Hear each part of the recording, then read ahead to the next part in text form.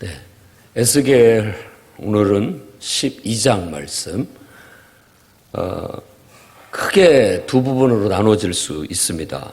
1절부터 20절까지 에스겔이 갈대아 땅에서 바벨론 포로 백성, 자기 이스라엘 백성들 앞에서 예언하는 이야기, 그리고 21절에서 나머지 28절까지는 믿지 못하는, 예언을 믿지 못하는 청중들을 향하여 그 예언이 분명하고 또 즉각적으로 성취되게 될 것이다 라는 그런 메시지, 크게 두 개로 나눌 수가 있습니다.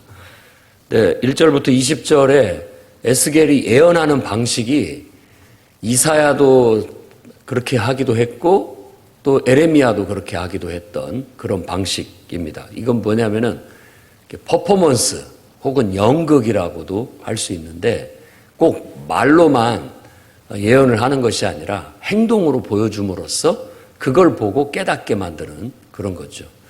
요즘은 이제 뭐 멀리서도 볼 수 있는 플랜카드라든지 피켓 같은 것을 들고 메시지를 전달을 할 수가 있겠죠.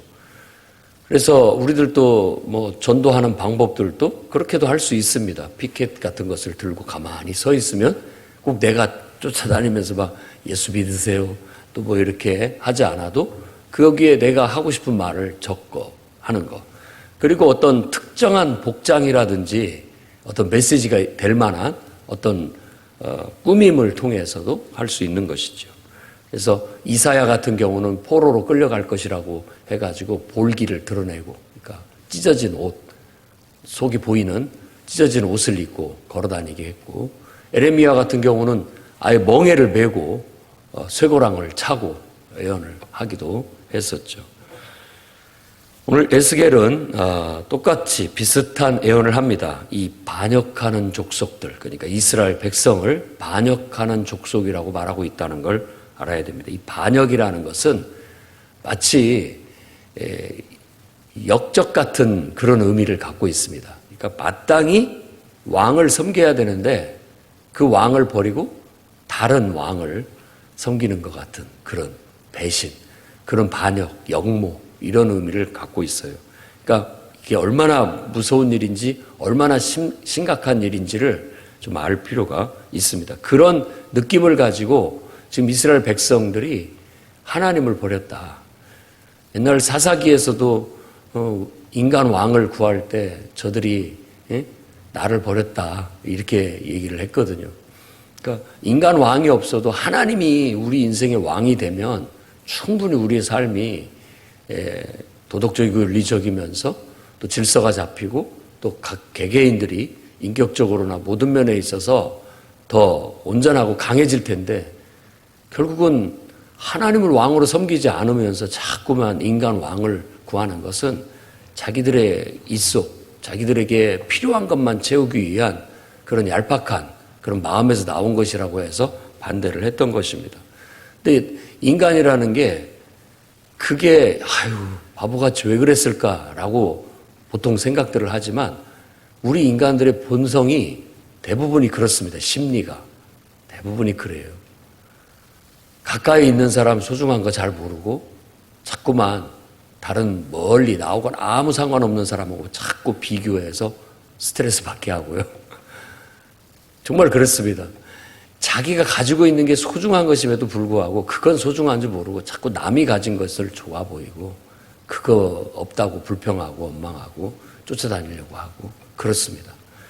근데 다 큰 차이는 없어요. 다 나름대로 소중한 걸 가지고 있고 또 가치 있는 걸 가지고 있고 나름대로 주어진 환경에서 또 가지고 있는 것에서 잘만 하면 누구보다도 못지않게 정말 건강하고 행복하고 능력 있게 살아갈 수가 있는데, 그것을 소중한지 모르고 그것에 집중하지 못하고 자꾸만 다른 것에 눈을 돌리게 되는 거, 그게 꼭 이 반역 같은 그런 심리고요.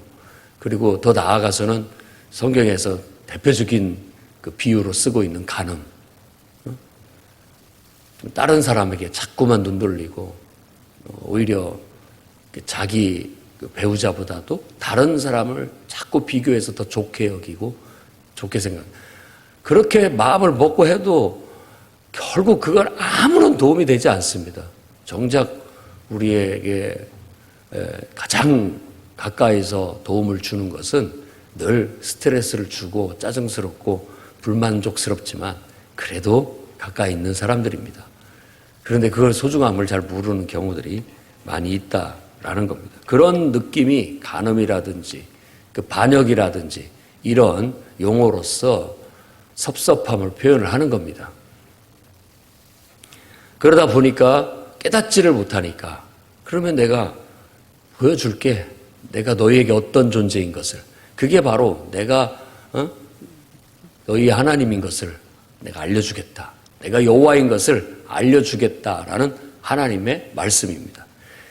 하나님이 꼭 그런 인간적인 생각을 했을까라고 볼 수 있지만 하나님은 우리가 생각하는 것보다 더 자비로우시고 사랑이 풍성하시고 위대하신 분이기 때문에 그러지 않을 겁니다. 그러나 우리 하나님을 인간처럼 여기고 묵상했을 때 하나님도 그럴 수 있을 것이다 라고 보고 해석을 하는 겁니다. 하나님의 마음이 이랬을 것이다 라고 느끼는 거죠, 우리가. 그러면서 하나님께서도 내가 분명히 내 존재감을 너희한테 보여주겠다. 내가 너에게 어떤 존재인지를 인식시켜 주겠다 라고 말하면서 지금 하나님이 그들을 보호하시고 이끌었던 것들을 풀고 그들을 그냥 이방인들의 손에 유린당하도록 포로로 끌려가도록 내버려 두는 겁니다. 그래서 에스겔을 통해서도 바로 그와 같은 역사적인 해석을 담은 메시지를 예언하게 한 것이라고 볼 수 있습니다. 그래서 포로의 행장을 대낮에 그 이스라엘 백성들이 보는 앞에서 포로의 행장, 그러니까 포로처럼 이렇게 끌려가고 눈을 가리고 끌려가는 그런 행동을 하게 했고 저녁 때에는 성 밖으로 나가게 했습니다. 그러니까 포로로 이렇게 질질 끌려다니면서 행하는 그런 것들을 이렇게 보여주는 거죠. 그리고 밤에는 원래 밤이 되면 거꾸로 성 안으로 들어와야 되는데 성 밖으로 나가는 그런 퍼포먼스를 보여주는 거예요. 그러면 다음날 아침에 사람들이 야, 쟤 왜 저래? 뭐 하는 거야, 저거? 이렇게 물어보거든. 대답해 줘라. 이것은 너희를 향한 하나의 징조다. 하나의 표적이다. 이렇게 말하라는 겁니다. 암시적인 행동이라는 거예요. 이걸 보고 깨달으라고 보여주는 것이다. 내가 지금 이 행하는 이 행색과 이 행동 그대로 너희들도 그렇게 끌려가게 될 것이다. 이스라엘 백성이 끌려가게 될 것이다. 사실 포로로 끌려온 이스라엘 백성들에게 그걸 보여주고 있지만 실제로는 시드기야 통치 하에 있는 이스라엘 백성에 대한 예언인 거예요. 자기 고국, 포로로 끌려왔지만 나라가 힘이 있어서 다시 회복돼서 돌아가기를 바라고 있는 이스라엘 백성들 앞에서 그와 같이 하는 거죠. 믿지 마라. 결국은 그 나라는 거기 있는 백성들도 다 포로로 끌려오게 될 것이고 나라가 망하게 될 것이다라는 것을 예언하고 있는 것입니다. 그래서 오늘 말씀에도 내가 여호와인 줄을 그들이 알리라 3번을 반복해서 말해주고 있고 17절부터는 또 다른 예언, 그러니까 또 다른 퍼포먼스죠. 음식을 먹을 때 떨면서 불쌍한 모습으로 놀라고 근심하는 그런 상태에서 음식을 먹고 물을 마셔라 라는 겁니다. 그것은 바로 그들이 나라가 망하고 황폐하게 됨으로써 오게 되는 그 비참함. 우리도 뭐 보통 눈물 젖은 빵을 먹어보지 않은 사람은 인생을 말할 수 없다고 그렇게 얘기하는데 정말 완전한 황폐함과 절망 속에서 살기 위해서 그래도 먹기는 먹어야 되는데 그 음식을 먹는 그런 것을 연극으로 보여주게 했던 겁니다. 그러면서 너희들이 이와 같이 될 것이다 라는 것을 말과 행동으로 예언을 하는 겁니다. 오늘날 우리도 이런 말씀을 기억하면서 정말 이 세상 하나님께서 너무나 사랑하셔서 우리를 창조하셨고 너무나 사랑하셔서 인간이 되어 우리에게 구원의 손길을 베푸셨고 이제는 그 구원의 손길을 모든 사람에게 알려서 모든 사람이 하나님을 인정하고 하나님과 화해하고 하나님의 은혜와 축복 속에서 복된 삶을 살도록 깨우치라고 하나님이 교회를 세우시고 또 우리를 일꾼으로 삼아주셨다라는 사실을 믿고 우리가 할 수 있는 방법은 다 찾아서 전도를 해야 되겠습니다. 그래서 말로도 전도하는 것이고 행동으로도 전도하는 것이고 때를 얻든지 못 얻든지 전도하는 것이고 우리의 삶 전체를 통해서 늘 전도하는 것이고 알려야 되는 겁니다. 그러니까 근본적으로 우리 안에 그런 의식이 있어야 되는 거예요. 늘 말이나 행동이나 어떤 방법을 통해서 창조적인 방법으로도 우리가 하나님의 메시지를 전하자. 그 방법이 있다면 뭐가 될까? 인터넷이 됐든 또 SNS가 됐든 뭐가 됐든 내가 할 수 있는 것은 다 해서 누구라도 오늘 말씀에서 얘기한 것처럼 그걸 보고 자기들도 생각이 있을 것이다. 그걸 보면 생각이라는 걸 하게 될 것이다. 그 말은 뭔가 인식하게 되고 깨닫게 되고 눈을 뜨게 될 것이다. 자신들의 모습을 볼 수 있을 것이고 자기들의 정말 삶을 해석할 수 있는 그런 눈이 생기게 될 것이다. 그래서 그런 눈이 없는 하나님을 발견하지 못하고 자기 자신을 하나님 안에서 제대로 보지 못하는 사람들은 우리가 눈 멀었다고 얘기하고 하나님의 참된 진리를 깨닫지 못하는 사람은 귀 먹었다고 얘기를 하는 겁니다. 눈 멀고 귀 멀은 먹은 사람들에게 나아가서 여러분들이 그 눈을 띄워주고 그리고 그 귀를 열어서 마음을 열어서 정말 돌 같은 마음을 부드러운 살결처럼 아주 부드럽게 만들어서 그들 영혼들에게 하나님의 생명의 말씀을 집어넣어서 그 생명의 말씀이 마치 생명의 씨앗이 돼서 그 영혼을 다시 살려내고 하나님의 정말 형상을 닮은 한 인간으로서 회복되고 거기에서 아름다운 열매 맺는 한 인간으로 변화시키는 것. 이거야말로 세상에서 가장 위대한 업적이고 위대한 축복이 아니고 무엇이겠습니까? 우리는 인간적이고 육신적인 생각과 방법으로도 복음을 전할 수 있지만 정말 그와 같은 하나님의 영적인 능력을 힘입어서 또 성령의 역사를 힘입어서 하나님의 살아계심을 증언하고 확실하게 표적을 보여주고 증거를 보여주면서 그러면서 복음을 전할 수 있는 그런 길들을 모색하고 힘써 나가야 되겠습니다. 그 다음에 21절부터 25절 얘기는 속담을 가지고 이제 깨우치는 내용입니다. 너희들의 속담, 그러니까 떠도는 말들, 너희들이 늘 이렇게 소문처럼 떠도는 말이 있는데 날이 더디고 묵시가 사라지리라. 날이 더디고 묵시가 사라진다라는 건 무슨 말이냐면 선지자를 통해서 예언된 말이 오랫동안 이루어지지 않았다. 그리고 이 사라진다라는 건 결국은 이루어지지 않고 잊혀져 버린다. 이런 말입니다. 궁극적으로 하고자 하는 말은 결국 예언 다 그거 헛소리다. 이루어지지 않는다. 이렇게 말하고 있는 거죠. 그러니 가서 그들에게 분명하게 가서 얘기해라. 다시는 이런 말들이 떠돌지 않게, 이런 속담이 떠돌지 않게 내가 만들어 주겠다. 날과 모든 묵시가 응할 날이 곧 온다.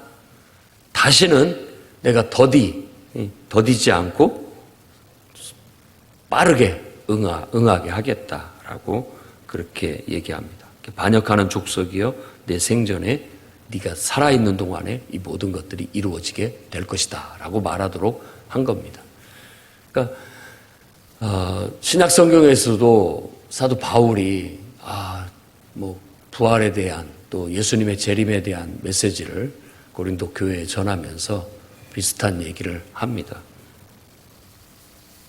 부활도 없다. 또 예수님 재림도 없다.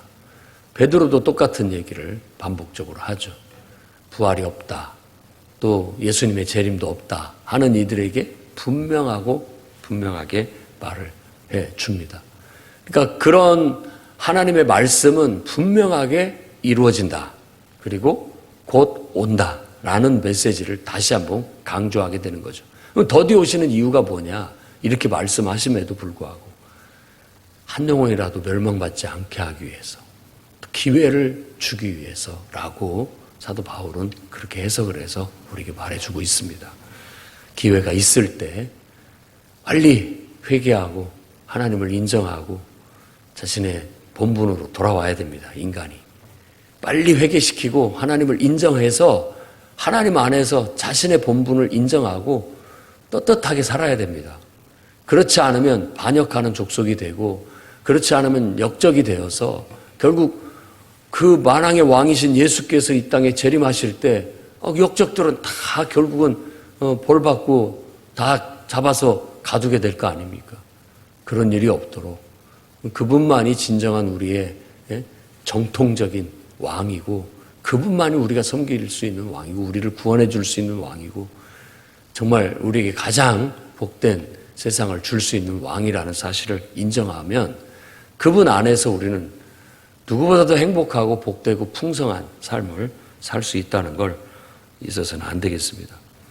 그런데도 불구하고 하나님 말씀이 다 헛소리다, 그건 이루어진 일도 없다, 다 그냥 동화 같은 얘기여서 사람들 기분 좋게 만들어주고 위로하기 위해서 하는 소리일 뿐이다, 이러다가 큰 코 다칩니다. 인간이 다 만들어낸 얘기다, 이런 식으로 세상에서는 말을 합니다. 분명하게 하나님께서는 보여줄 겁니다. 하나님이 살아계신 것을, 그리고 그 말은 진리라는 것을, 그 말이 곧 이루어지게 된다라는 걸 보여줌으로써 하나님이 증언하시게 될 겁니다. 또 이스라엘 백성의 말을 갖고 얘기합니다. 그가 묵시는 그가 본 묵시, 그러니까 에스겔 선지자가 본 묵시, 에어는 묵시라는 건 환상을 말합니다. 하존이라고 해서 이렇게 상징적인, 환상이라는 건 꿈과 같이 상징적인 이미지가 보이는 것을 말하는 거예요. 다 그 상징성이 있습니다. 그러니까 그것이 실제 사실인 경우는 거의 드뭅니다. 다 우리 내면에서 해석된 상징이 보이기 때문에 어떤 것들이 보인다 할지라도 그것을 우리가 그걸 해석할 수 있어야 됩니다. 그건 먼 미래의 일이기 때문에 우리하고는 전혀 상관없다. 그러니까 예수님의 재림 먼 미래의 일이기 때문에 우리하고는 상관이 없다, 이런 식으로 얘기를 하는 거죠. 심판의 날, 그건 먼 미래에 있는 일이기 때문에 우리하고 아무 상관이 없다, 이렇게 말하는 자들에게 가서 말해라. 여호와의 말씀이 나의 말은 더디지 않게 빠르게 이루어진다라고 말하는 겁니다. 그래서 참 애언도 중요하고 가서 메시지를 전하는 데도 중요한데, 사람들이 그걸 받아들일 때 자기와 연관을 못 시켜요. 적용을 못 시키는 거죠.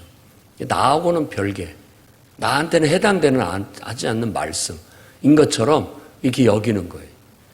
그러다가 오히려 하나님 앞에서 우리가 큰 일을 당할 수가 있습니다. 항상 예언을 들을 때, 설교를 들을 때는 나하고 연결을 시켜야 됩니다.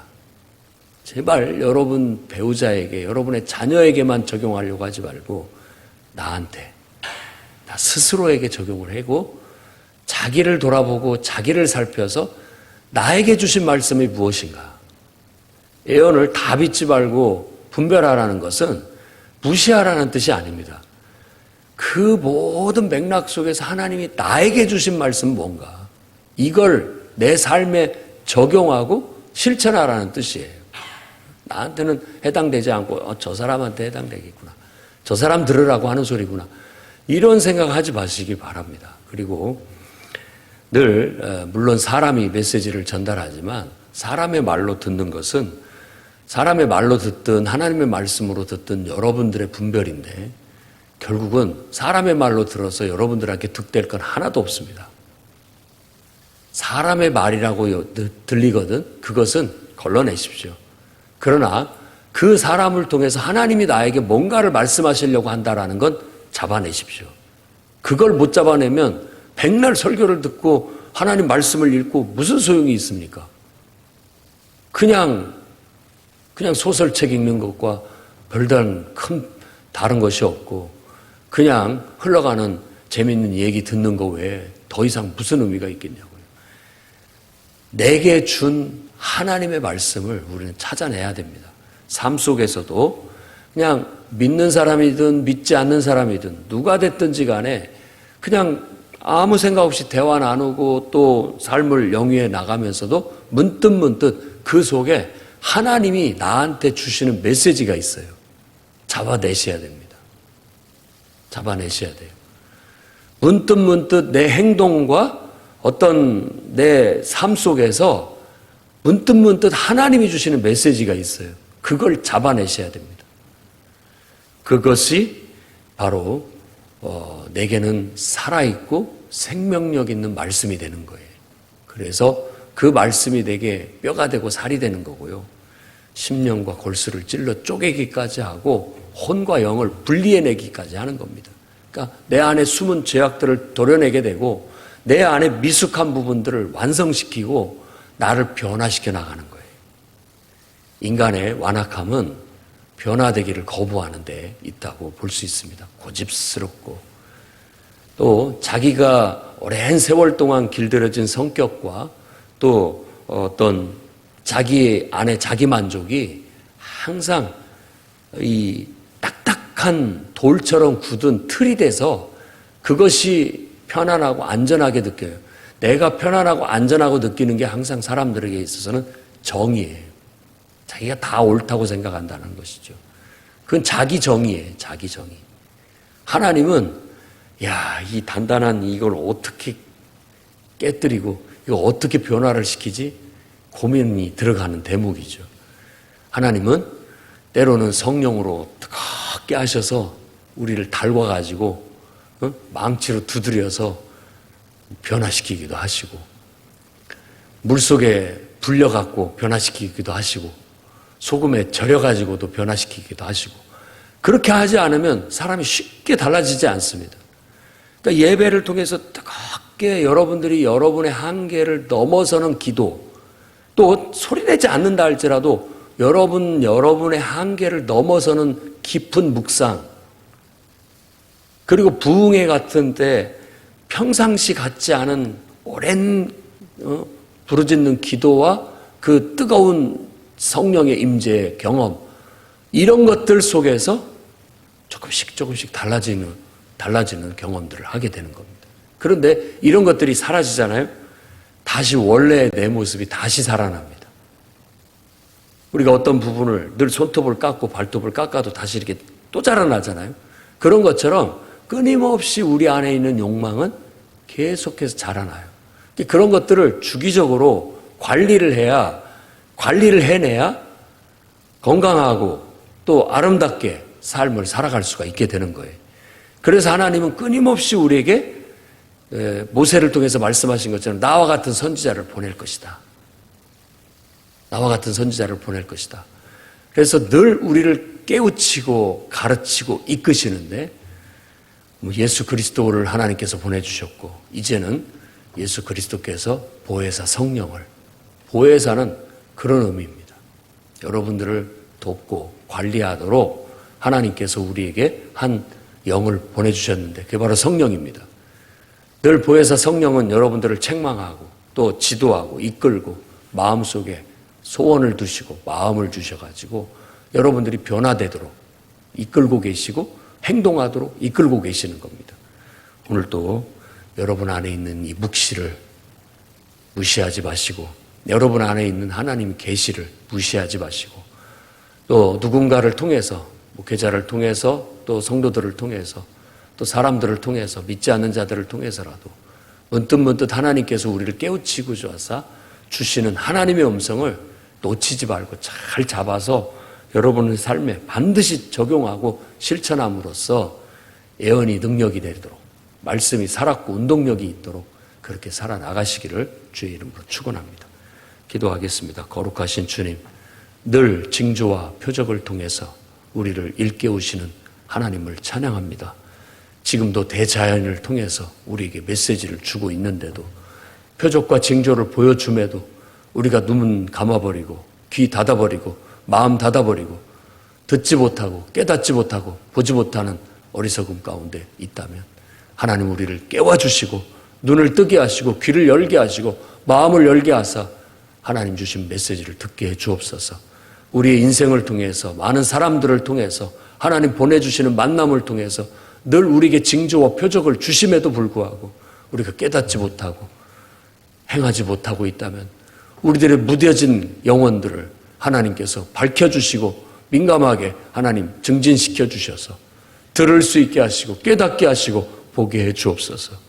말씀을 듣거나 묵상하고 우리 안에 기도 가운데 하나님의 환상과 계시를 통해서 우리를 깨우쳐 주실 때 하나님 그것들을 무시하지 않게 하시고 하나님의 살아있고 생명력 있는 능력의 말씀으로 받아들여 자신을 변화시키고 자신의 인격을 다듬고 자신의 성격들을 다듬고 우리들의 고질적인 습관을 다듬고 하나님의 자녀로 하나님의 형상을 닮은 정말 거룩한 하나님 인간으로 하나님의 백성으로 하나님의 일꾼으로 변화되어져 하나님 앞에 언제든지 쓰임받을 수 있는 위대한 인생들이 다 되게 해 주시옵소서. 예수님의 귀하신 이름으로 기도드립니다.